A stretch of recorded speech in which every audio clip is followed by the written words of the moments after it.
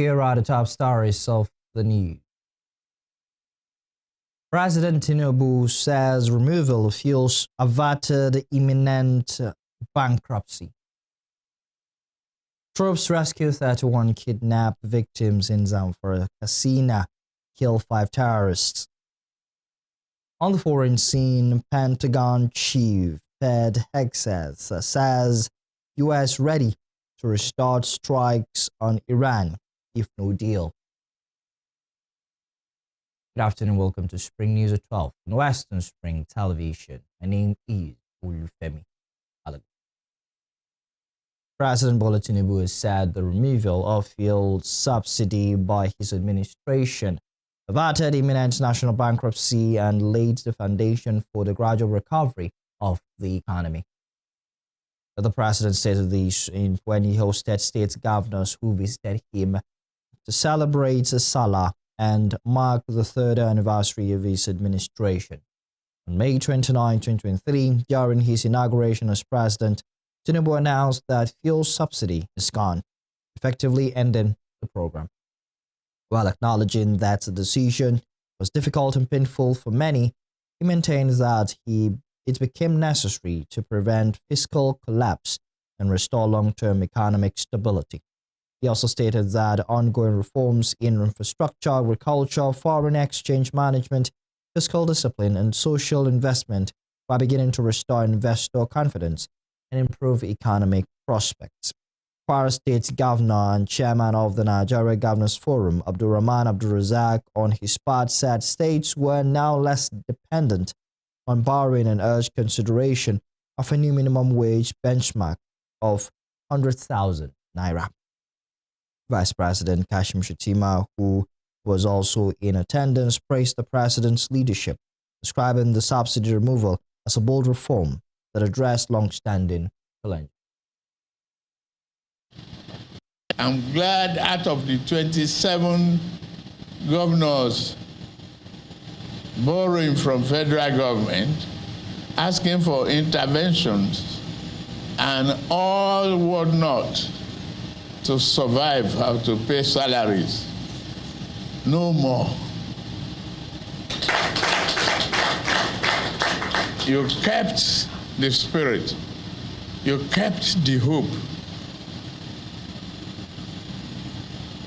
You persuaded our people to be patient, to endure these 3 years of painful reform, where we put the economy on reset.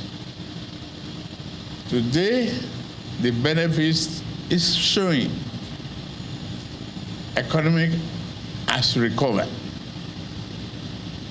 Macroeconomic indices are doing very well. Construction is ongoing in roads, infrastructure. The ones abandoned are being rehabilitated. Housing industry is coming on very well. Agriculture will prosper again. We achieve food sovereignty if we utilize the land that are in your possession and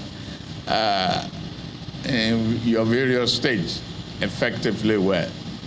Thank you very much for having the faith and keeping the diet going. That's all I can tell you. I'm overjoyed. In talking politics, a faction of the People's Democratic Party has distanced itself from report alleging that it planned to hold a convention to affirm former President Goodluck Jonathan as its 2027 presidential candidate, describing the claims as false, misleading, and unauthorized. PDP National Publicity Secretary Jungudo Mohammed, in a statement on Friday, also called on security agencies to investigate the source of the reports and prosecute those behind what the party described as an attempt to create political tension and disrepute within the polity. On Thursday, a faction of The Interim National Working Committee, led by Tanimu Turaki, announced plans to convene a convention in Abuja on Saturday to formally endorse the former president as the party's candidate for the 2027 presidential election.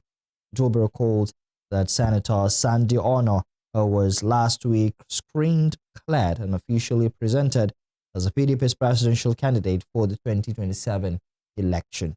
In response, the PDP urged former President Goodluck Jonathan to publicly distance himself from the move to safeguard the integrity of the democratic process and his reputation. Leaders of the Kwankwasia movement and former Kano State Governor Arabiu Kwankwaso has unveiled Aminu Gwazo as the Nigeria Democratic Congress governorship candidate for Kano State ahead of the 2027 elections. Kwankwaso also named Nasiru Ganwuna as the party's candidate for the Kano Central Senatorial District. The announcement was made in a statement shared by Kwankwaso on his official X handle on Friday. He said the choices emerged after consultations within the party and were based on equity, fairness, loyalty, and competence.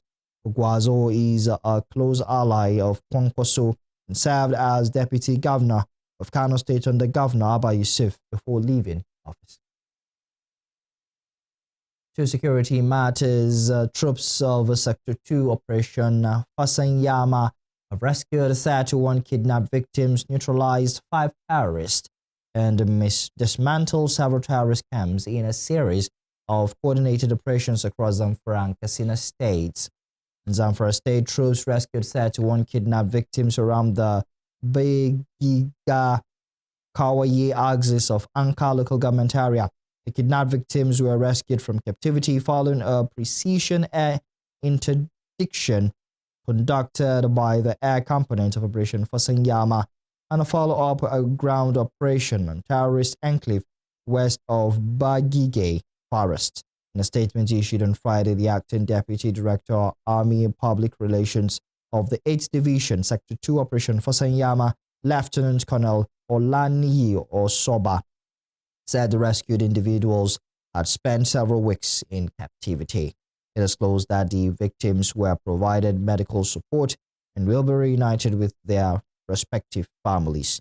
In a separate operation in Zamfara, troops made contact with terrorists in Marandun and the Gidangdang Jaja axis, where troops neutralized 2 terrorists and destroyed identified terrorist camps.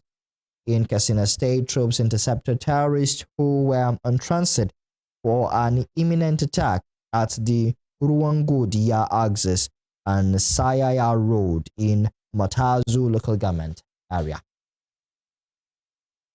Teachers and civil society groups on Friday staged a peaceful protest in Ibadan, the Oyo State capital, demanding urgent government intervention to secure the release of teachers and pupils abducted in a rural local government area.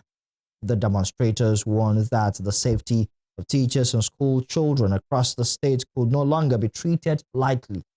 The protest was organized by the Oyo State Teachers Action Group in collaboration with the Nigeria Teachers Congress, a non-governmental organization.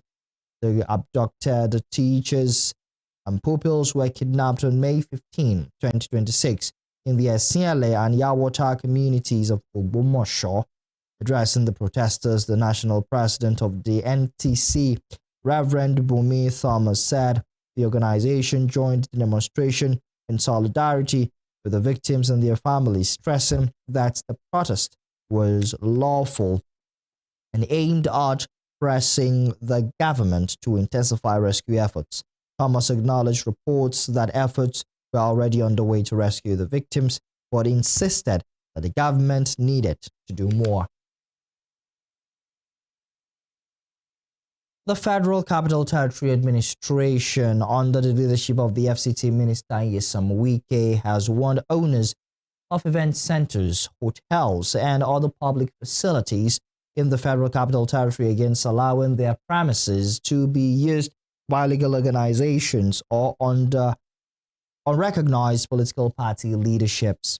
The FCTA said title documents of any event center, hotel, or public building used for gatherings organized by illegal groups will be revoked. The warning was contained in a statement issued on Friday by the Senior Special Assistant on Public Communications and Social Media to the FCT Minister, Larry Olayinka. According to the statement, the directive forms part of efforts to strengthen security in the nation's capital and support ongoing operations by security agencies. The administration urged owners of such facilities to verify the legality of organizations seeking to rent their premises and to understand the purpose of the gatherings before approving their use. The statement particularly warned operators of event centers and hotels to deal only with leaderships of political parties recognized by the Independent National Electoral Commission, especially during the current political season. You're watching Spring News at 12 on Western Spring Television. We'll be right back with the